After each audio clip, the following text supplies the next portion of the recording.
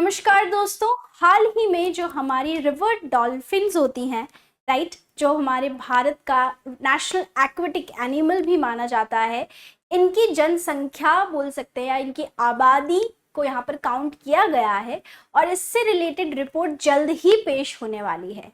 तो आइए समझते हैं आज के टॉपिक को, जिसकी हेडलाइन है फर्स्ट पॉपुलेशन एस्टिमेट। मतलब पहली बार ऐसा होगा कि हम इनकी आबादी का अनुमान लगा पाएंगे। ये रिपोर्ट पेश होने जा रही है, रिवर डॉल्फिन्स के बारे में हम चर्चा करेंगे।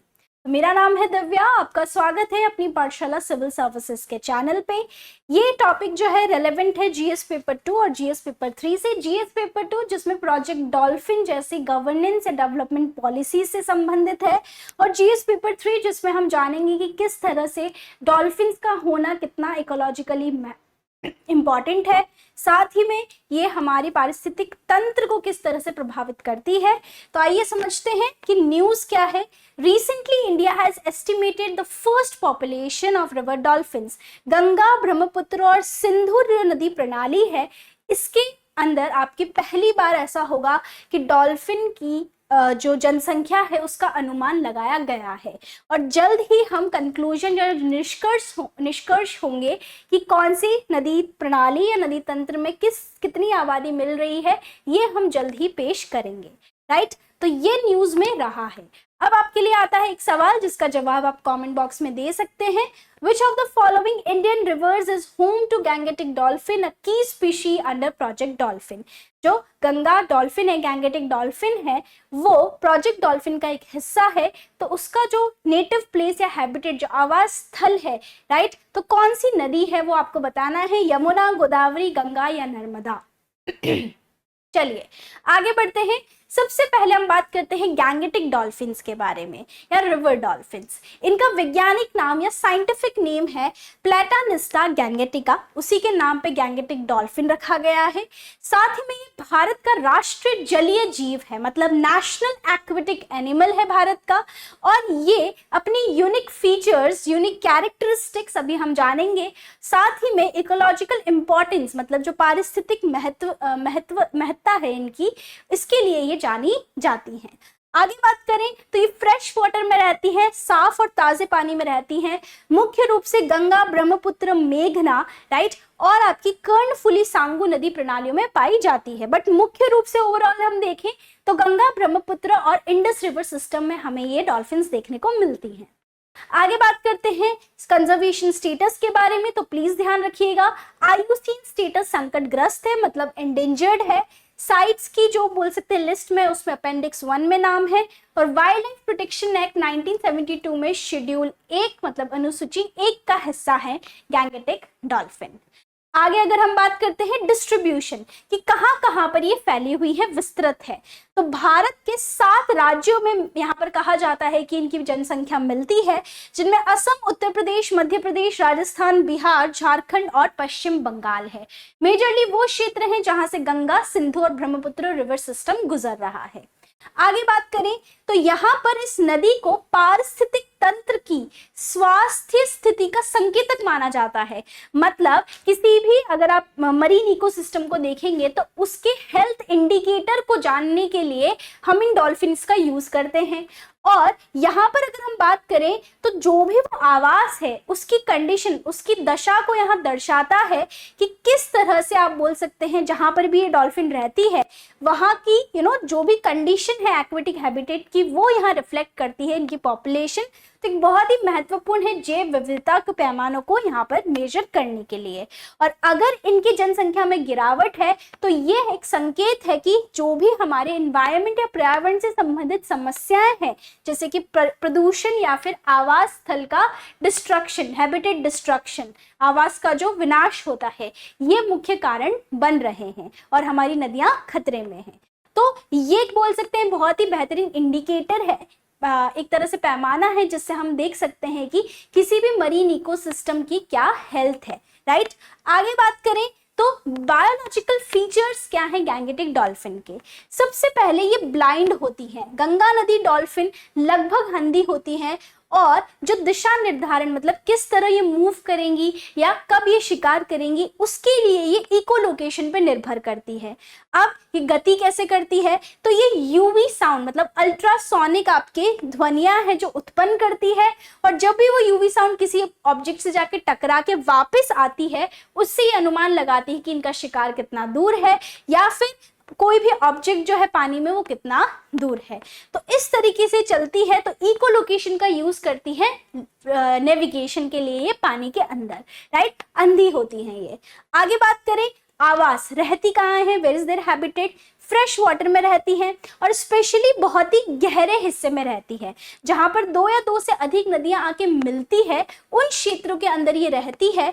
और दूसरा इनका आहार मतलब व्हाट इज देयर फूड या डाइट, तो ये मछलियां ही खाती है और उन्हीं को बोल सकते हैं इकोलोकेशन का यूज करती है अपने शिकार को ढूंढने के लिए।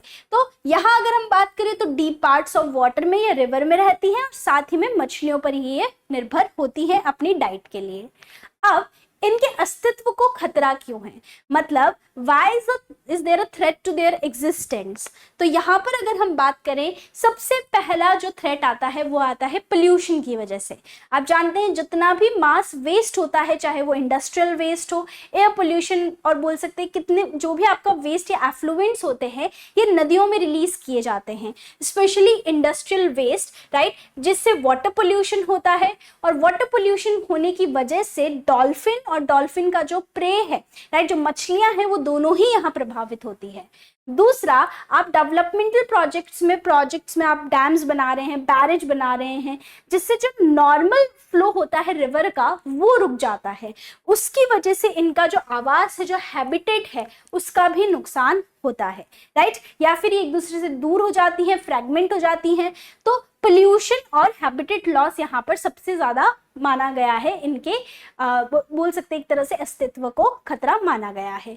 आखिर में बात करें तो बाय कैच या एक्सीडेंटल कैच, ऐसा होता है कि कभी कभी अक्सर अनजाने में भी जो आपकी गैंगेटिक डॉल्फिन्स होती है वो मर जाती है। कहाँ से, जब आप मछली पकड़ने के जालों में वो फंसकर मर जाती है। और यह समस्या वहां होती है जहां मछली पकड़ने की गतिविधियां डॉल्फिन के आवासों के आसपास होती है। तो जहां पर भी डॉल्फिन्स रहती है, अगर उसके आसपास आप मछली पकड़ेंगे तो एक्सीडेंटली मतलब जाने अनजाने में भी ये उस जाल में फंसकर भी मर जाती है, राइट। तो इस तरह की फिशिंग एक्टिविटीज अगर होती है इनके एरियाज के आसपास तो भी इन पे खतरा रहता है। अब बात करते हैं आगे प्रोजेक्ट डॉल्फिन के बारे में। तो प्रोजेक्ट डॉल्फिन एक बोल सकते हैं भारत सरकार, एक सेंट्रल गवर्नमेंट की ही, इंडियन गवर्नमेंट की ही एक इनिशिएटिव है, जिसमें हम एक्वेटिक जो डॉल्फिन्स है उनको यहाँ पर कंजर्व करने के लिए यहाँ पर इनिशिएटिव लाया गया है। इसका उद्देश्य रिवर और जो ओशनिक डॉल्फिन्स है उनको प्रिजर्व करना, संरक्षित करना, और ये 10 वर्षों तक चलने वाली योजना है। इस योजना को शुरू किया गया था 2020 में। तो ध्यान रखना है 15 अगस्त 2020 में इस परियोजना की घोषणा हमारे प्रधानमंत्री नरेंद्र मोदी जी ने करी थी।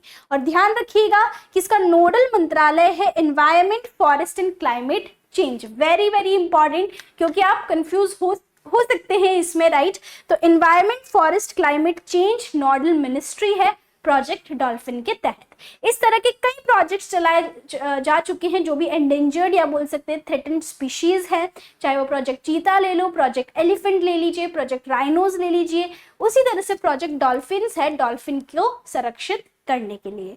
तो एक डिटेल में मैंने आपको बताया है कि सेंटर ने यहाँ पर डिक्लेयर किया है डॉल्फिन को नेशनल एक्वेटिक एनिमल, ताकि इस तरह की जो बोल सकते हैं बहुत ही रेयर, दुर्लभ, जो साफ पानी वाली जो प्रजाति है इसको बचाया जा सके।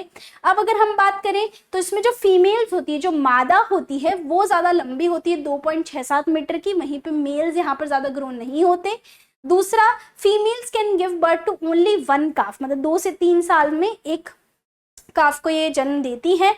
जनरली ब्लाइंड, अंधी होती है, राइट। अल्ट्रासोनिक साउंड को प्रोड्यूस करके ये डिस्टेंस, मास, ये सारी चीज़ें क्या करती है, अनुमान लगाती है। और साथ ही में मैंने देखा कि असम, यूपी, एमपी, राजस्थान, बिहार, झारखंड, पश्चिम बंगाल, इनमें भी जो नदियां हैं चंबल, सोन, कोसी, ब्रह्मपुत्र, गंगा, इंडस, इनमें ही निवास करती है। और पूरी तरीके से अगर हम देखें तो गहरे पानी में ही रहती है, राइट, जहाँ पर 2 या 2 से ज़्यादा नदियों का कॉन्फ्लुएंस होता है। तो बहुत ही रेयर ये स्पीशी हैं और इनका कंजर्वेशन बहुत ज़रूरी है हमारे लिए। अब प्रोजेक्ट डॉल्फिन का उद्देश्य यही है कि भारत के अंदर जितनी भी डाइवर्स डॉल्फिन स्पीशीज हैं, जो विविध डॉल्फिन प्रजातियां हैं, उनकी रक्षा करना और उनके अगर सामने कोई भी खतरा आ रहा है उनका समाधान करना, एंड ओवरऑल हमारा जो मरीन इकोसिस्टम या रिवर इकोसिस्टम है उसको यहाँ पर बचाना। तो ये ब्रीफ में मैंने आपको बताया कि प्रोजेक्ट डॉल्फिन क्या है, गैंगेटिक डॉल्फिन्स की क्या विशेषताएं हैं। अब इनका एक नाम भी है, एक निकनेम भी है, जो आप मुझे कमेंट्स में बता सकते हैं कि इन्हें और किस नाम से जाना जाता है, वो आप मुझे कमेंट्स में बताएंगे।